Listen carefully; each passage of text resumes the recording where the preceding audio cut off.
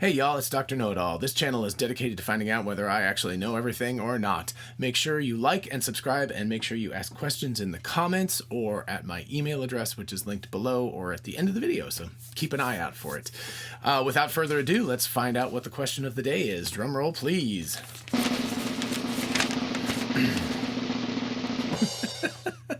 Wow, I wish I knew the answer to this question. The question is, how do you get rich? Oh, let's see what that... Okay. That's an interesting one.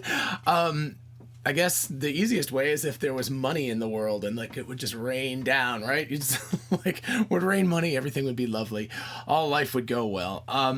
Honestly, probably the number one way to be rich is to make sure that your parents are born rich or become rich before you're born. So make sure you travel back in time and make sure your parents are rich, and then they'll give you a bunch of money, and then you'll become rich too. So that's number one. That's definitely the easiest way to become rich. So I don't know. Unfortunately, most of us don't have rich parents, so that's not going to work out too well. Number two, I think, would be saving, right? As far as I know from research, that most like millionaires, for example, are millionaires not because they make an outrageous salary or anything, but because they're actually kind of tightwads.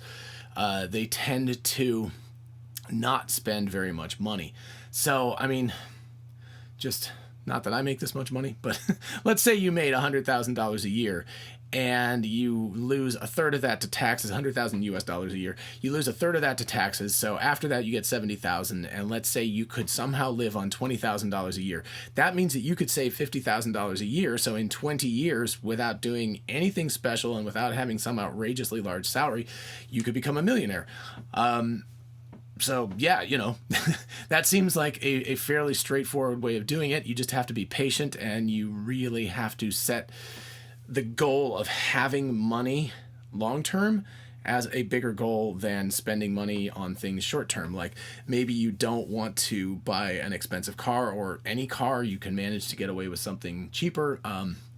You live in a very modest house or an apartment or something instead. So, you know, those are strategies. It's very difficult for most of us to kind of save that kind of money. I know it's hard for me to save $1,000 or let's say a couple $1,000s a year. Most of the time it seems to go the opposite direction, which is that the money's going away instead of going towards it. So anyway, but that definitely seems like another. So born rich, number one, super easy. Number two, much, much more difficult, is saving. I think that kind of like tails into something that's kind of my opinion about this, which is that I noticed that not just rich, but successful people, so however you want to count richness, and maybe the person asked and they meant like rich in terms of like your life, but in terms of people who are successful, quote unquote, by society's definition, they tend, so that would probably be someone who had money, had an enviable job, had fame, had accomplished something major in their life or whatever. That would be something that I would attribute to discipline. I think that discipline is really, really important. And when I talked about the savings thing, right, if you could save $50,000 a year, you could become a millionaire in 20 years. And that's not even including interest, right? If you invested that reasonably well and made a few percent interest, you could do it much faster than that. But anyway, but that's all part of a discipline, right? So the whole point of this is, how can you have discipline within your life? And that wouldn't only be monetarily, but that would be other things too. So I think that that is a huge aspect of it. Again, if you're born wealthy, then, well, I guess if you want to stay wealthy, you still have to have discipline, because you could spend it all. No matter how much money you have, you could probably figure out a way of spending it. But, you know, if you look at the habits of successful people, I was just looking at the CEO of Twitter, I think it was, and he used to eat 5 meals a week, and now he eats 7 meals a week. So 1 meal a day, basically. And that's like, you know, he now has expanded to that. And regardless of whether you think that that's a good use of discipline, that's definitely a kind of discipline. You know, the idea of not eating except for 1 large meal a day is, regardless of whether you think it's a good idea or a bad idea, it clearly shows that this person has discipline. And I think that then, you know, it becomes something that builds on itself. So if you have the discipline, for example, to get a college degree or something, and then you have the discipline to go to like grad school or to go out into the business world and start your own business, and make sure that you keep everything together, right? Make sure that you don't get some large amount of money from capitalists, venture capitalists, and then spend it all instantly and have nothing. The tech world is littered with that kind of a thing, right? People manage to get venture capitalists to give them a lot of money, and then they spend it all, and then there's nothing to show for it. So it's relatively few companies that have managed to succeed within that industry.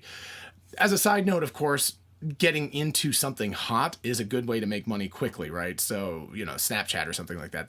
You've got basically college age kids, or Facebook, Mark Zuckerberg. You've got college age kids who come out and just make gobs of money incredibly quickly in the tech industry. That seems to be the place where it's done these days.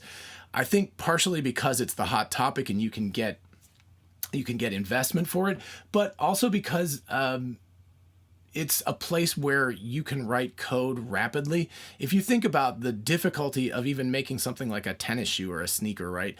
That is a hard object that takes not only design and everything, but it also takes a huge amount of investment in creating the gear to make that, and then a huge amount of investment into marketing and distributing it and so forth. Whereas if you write software, that can kind of infinitely be distributed very rapidly over the internet. So there is this kind of sense in which somebody who is making code as their method of getting rich is able to do so much more quickly. These people are getting rich way faster than the Rockefellers were a century and a half ago, because it's just so much easier to do something that's virtual than it is to do something that's real. So that has an aspect to it. But back to the discipline aspect, right? Even if you have a great idea, a lot of people have great ideas for a new product or something like that, but they don't have the discipline to follow through on it. And that has a drastic effect on how a person becomes successful. So I'm marking richness, having money, as an outcome of being successful in this case, that you're disciplined and you know exactly what you want and you go for it and you get that. Now, a lot of people I think are disciplined, like an ultra marathon runner or something, probably is never going to become a rich person, but you can't argue that that person is not incredibly disciplined. So, if your goal, if your priority in life is not making money, but doing something else, you can certainly be disciplined in that too. But if your goal is to make a great product and or make money directly, if that's the thing you want to do, the discipline to make sure that you really focus on that is where you're headed. That's what's going to let you achieve that kind of success. I know this is not directly related, but I think it's interesting to look at also the what do they call it? The pastime, like the habits of wealthy people in their off time, in the time that they're not directly working to make money, whatever their main job is, whether it's a doctor or a lawyer or a business person or academic or whatever it is. That I read an interesting article, and if I can find it, I will try to link it below. So check it out. So hopefully it's down there somewhere. But it was that wealthy people tend to have active pastimes. What that means is that I think most people kind of come home and they crack a beer, right? They've had a hard day at work, maybe 2 jobs, maybe 3 jobs, who knows? Had a hard day at work, crack a beer, watch some TV, eat some dinner, go to bed. Whatever. Whereas wealthy people could certainly do that exact same thing, right? You got money, you can do whatever you want. You can have your gigantic 100-inch television set on the wall, or your own movie theater, for all I know. But the wealthy people tend to have more active pursuits, whether that's playing golf or climbing mountains or going and sailing a yacht around the world when they are not busy with other things.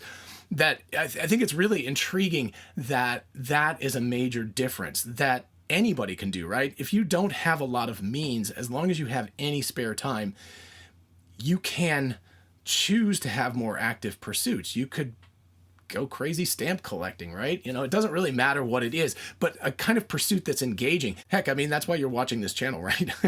Hopefully what it's doing is engaging your brain and making you think about things and making your brain more active and kind of engaged in life. So it really doesn't matter what the thing is. You just need to have some sort of passion or engagement about what those pastimes are.